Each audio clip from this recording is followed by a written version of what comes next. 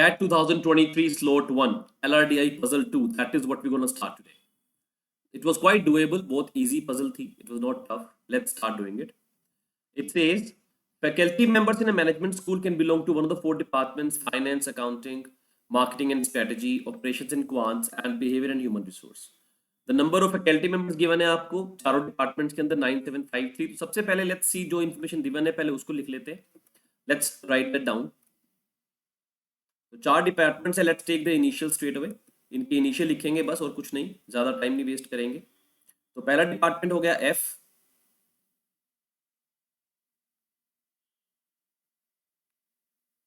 The second department we have, that is M. The next department we're going to have O. And the next department we're going to have B. अब इनके जितने भी हमें बताए गए हैं कितने कितने इसके फैकल्टी मेंबर्स है वो भी लिख लेते हैं. तो F के है 9. Then for M we have 7. For O we have 5. And for B we have 3. ठीक है जी. Now let's go further. कहता है professor Prakashi, Qureshi, Ramaswamy, Samuel. Let's take initials one again. PQRS.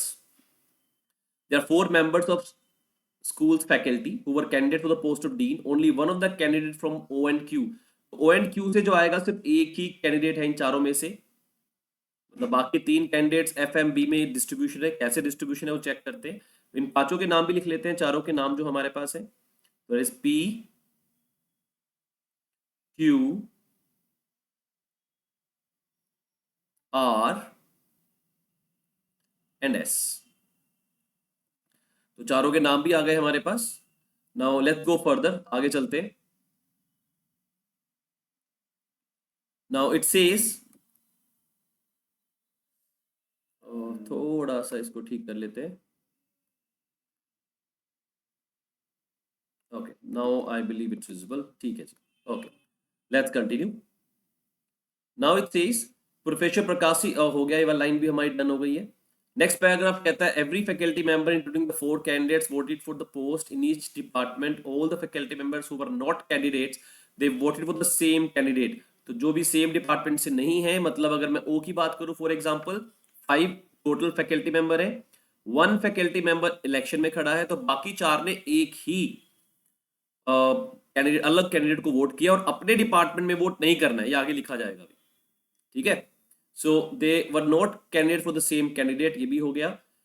There cannot be more than 2 candidates from a single department. मतलब हो सकता है किसी से 0 हो सकता है किसी से 1 हो सकता है 2 हो.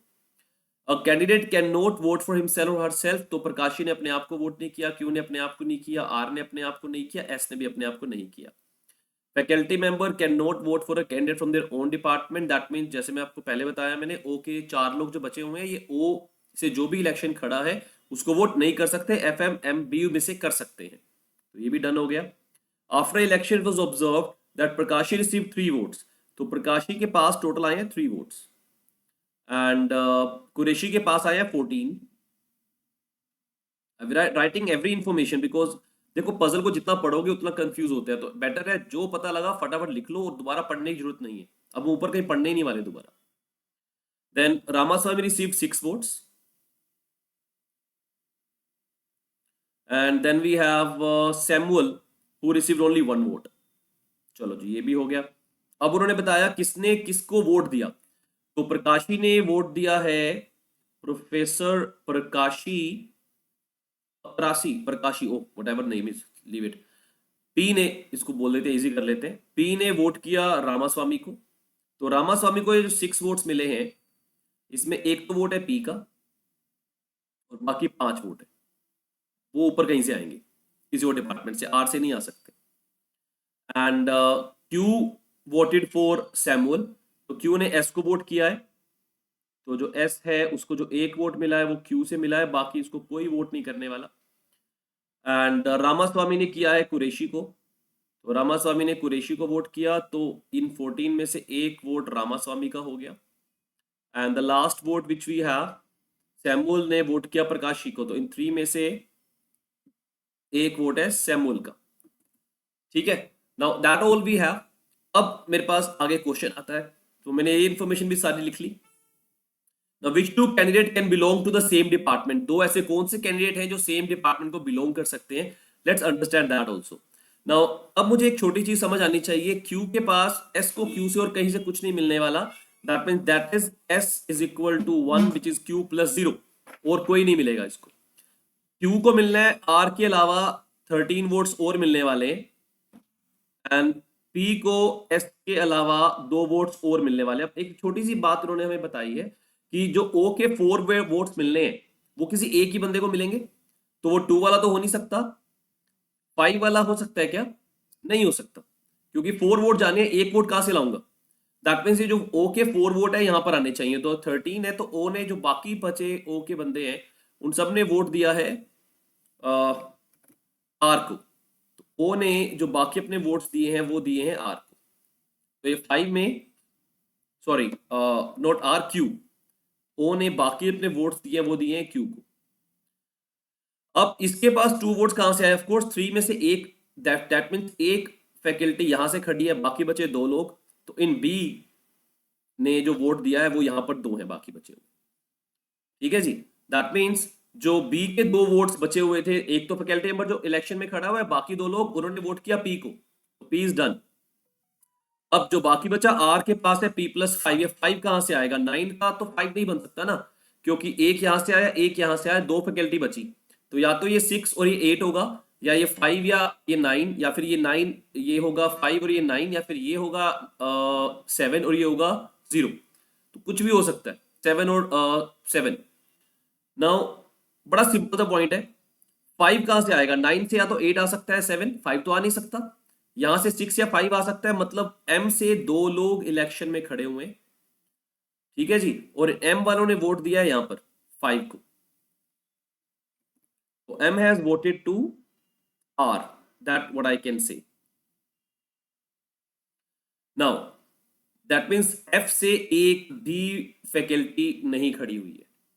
अब ये 9 के 9 वोट्स कहां जाएंगे? वो यहां जाएंगे. F से भी जाएंगे कहां पर?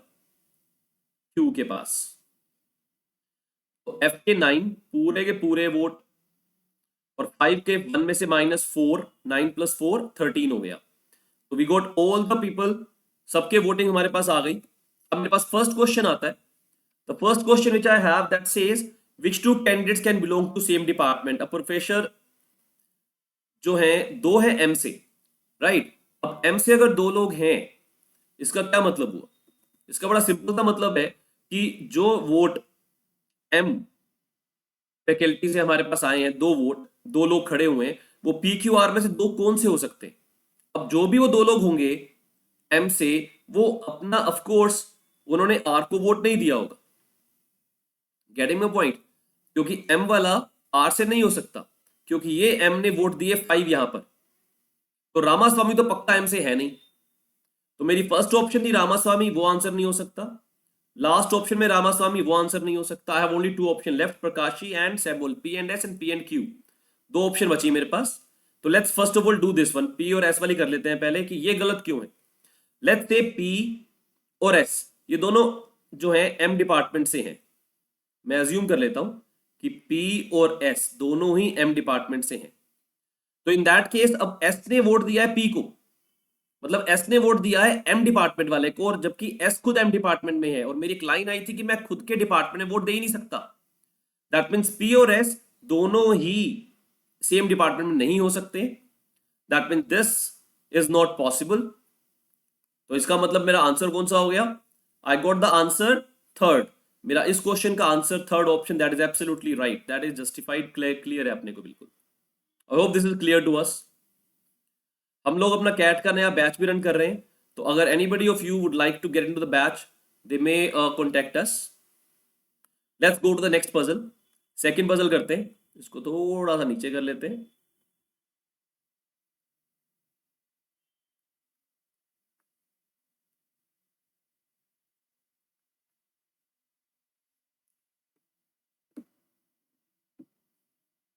लेट्स जस्ट उसको स्क्रॉल करके ऊपर कर लेते हैं, ठीक है, ताकि थोड़ा सा हमें इजी हो जाएगा अगले क्वेश्चन देखना, राइट. तो प्रोफेसर 6 तक तो क्वेश्चन हो गए हैं. Let's go for the 7 and 8 question now. दूसरे टेबल को भी नीचे खींच लेते हैं. जो हमने बनाया है, because that is what exactly we need to bring down. Give me 1 second please.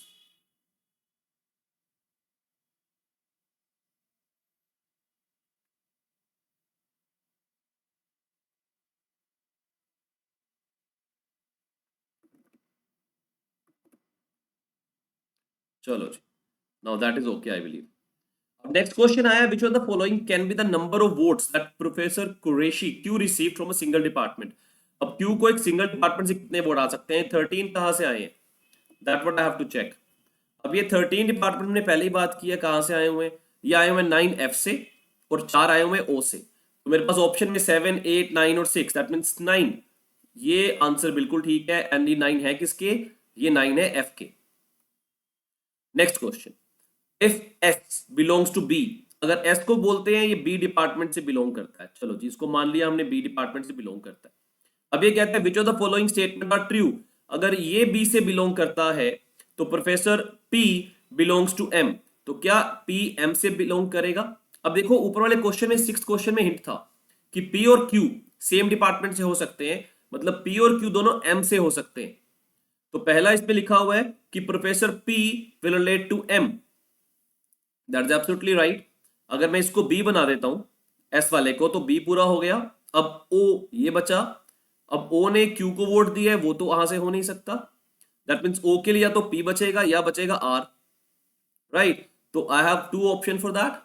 तो इसी तरह अगर मैं ऑप्शन से एलिमिनेट करना चाहूं तो मेरे को सीधा सीधा समझ आ जाता है कि ये तो पक्का ठीक है, ये तो आएगा M डिपार्टमेंट से. बिकॉज देखो सीधी सी बात है, M से 2 आने हैं. ठीक है, बड़ा सिंपल सा फंडा है. M से 2 लोग आने हैं, S तो हो नहीं सकता. तो R, M ने वोट दिया है R को, तो R भी नहीं हो सकता. तो P और Q दोनों इसका मतलब M से होने वाले हैं. और जो लास्ट बचा R, ये O से हो जाएगा. तो मेरा पहला क्वेश्चन है P M से है, हाँ जी P M से है. फिर है R Q O से है, हाँ जी R भी O से है. तो दोनों आंसर ठीक. दैट मींस मेरा answer both statement A and B, that is also absolutely right.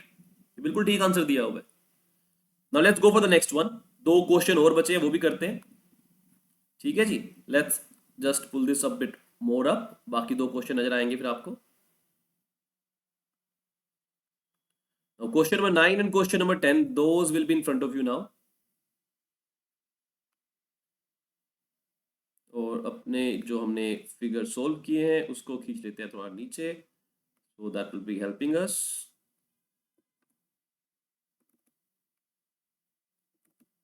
चलो जी, let's come back on the question number 9. Now what can be concluded about the candidate from O and Q? तो O and Q वाले candidate के बारे में क्या बताया जा सकता है? Now O and Q वाले कैंडिडेट के बारे में आप क्या बताएंगे? It was either. अब देखो हमने जो पिछला क्वेश्चन सोल्व किया वो यहां से था. अब ये तो मुझे पता लग गया कि ये तो M से है नहीं, ये भी M से नहीं है. तो ये दो बिल्कुल ठीक बात है कि P और Q दोनों M से आएंगे. तो जो M से नहीं, जो बाकी दो हैं O और P, वो मुझे कंफर्म नहीं है एक्चुअली में, क्योंकि दोनों कहीं से भी हो सकते हैं. तो अब अगला क्वेश्चन कहता है मुझे कि क्या आप बेस्ट कंक्लूड कर सकते हो O के बारे में. तो O कहां से हो सकता है? अब O हो सकता है R या S. It can be anybody. अगर O R है तो बी एस हो जाएगा. और अगर बी, क्योंकि हमने पिछले क्वेश्चन में कर लिया, इसको बी माना था, ओ आ गया. लेकिन अगर इसको मैं ओ मान लूं एस वाले को, हो सकता है ना, तो ये बी भी हो सकता है. That is also possible. तो ये बी और ओ दोनों से हो सकता है. दैट मींस मेरा आंसर हो जाएगा प्रोफेसर रामास्वामी और professor Samuel, they can be from O. ये बिल्कुल ठीक आंसर है. Next, which of the following statement is और आर ट्रू. पहला है non candidate from M and S. Non candidate मतलब ये 5 लोग जिन्होंने वोट दिया हुआ है आर को.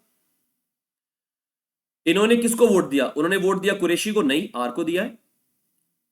तो non candidate from F and A. F and A से कौन है? बाकी 9 में से 9 के 9 ही नॉन कैंडिडेट है, बिकॉज इनमें से खड़ा ही कोई नहीं हुआ. तो उन्होंने वोट दिया कुरैशी को. इन 9 ने हाँ कुरैशी को वोट दिया है, तभी तो 9 और 4 13 बना था. That mean the second statement is definitely right, first is wrong. तो मेरा answer only 2, only statement B, that is absolutely right. You guys see how simple puzzle this was. That is not tough. It's all about finding out the right technique, how to find out the right answers. So wish you all the very best. We'll come back tomorrow with another puzzle. That will be from CAT 2003 slot 1. Till then, thank you so much. Goodbye. Take care.